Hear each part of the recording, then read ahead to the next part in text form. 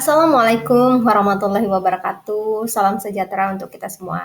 Dengan saya Rapika Dewi Septia. Apa kabar teman-teman semuanya? Semoga kita semua dalam keadaan sehat walafiat dimanapun kita berada.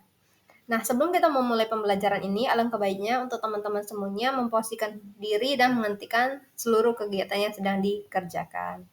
Materi kita pada hari ini adalah Bumi Tempat Kita Hidup, Geografi, tema modul 4. Tujuan pembelajaran. Yang pertama itu mengetahui ciri-ciri fisik bumi sebagai planet kehidupan. Yang kedua, memahami lapisan-lapisan bumi dan perannya. Yang ketiga, menjelaskan unsur-unsur mendukung kehidupan di bumi seperti atmosfer, air, tanah, flora, dan fauna. Yang keempat adalah mengidentifikasi interaksi manusia dengan lingkungan bumi. Pengertian geografi dan bumi sebagai rumah kita.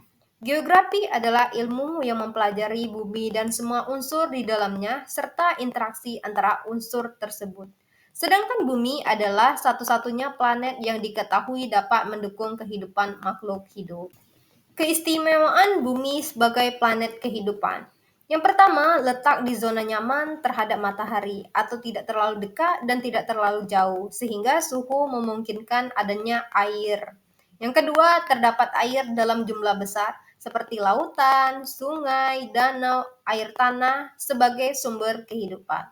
Yang ketiga adalah atmosfer yang melindungi dan menyediakan udara yang bisa dihirup seperti lapisan ozon penangkal radiasi UV berbahaya. Lapisan-lapisan bumi.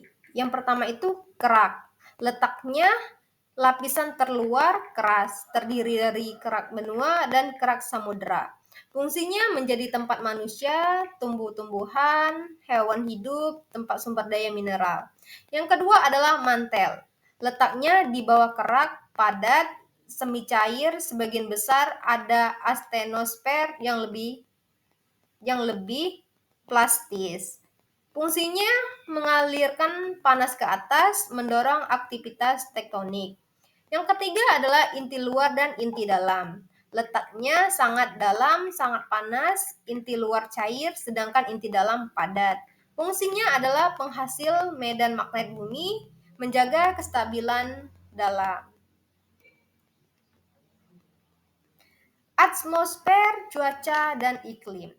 Atmosfer adalah lapisan udara yang menyelimuti bumi terdiri dari berbagai gas seperti oksigen, nitrogen, CO2 atau karbon dioksida, dan lain sebagainya.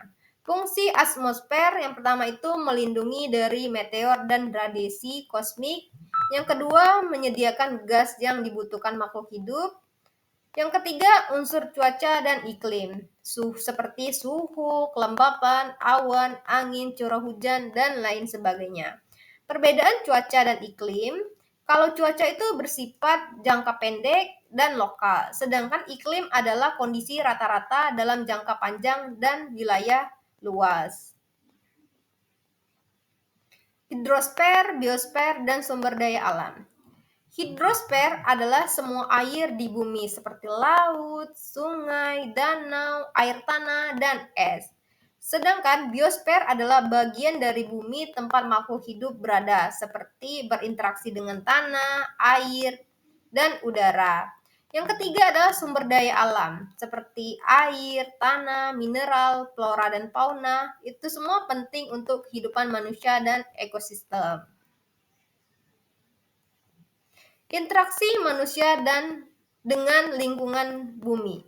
Yang pertama itu aktivitas manusia seperti pertanian, pembangunan, dan industri. Ini semua mempengaruhi tanah, air, dan udara.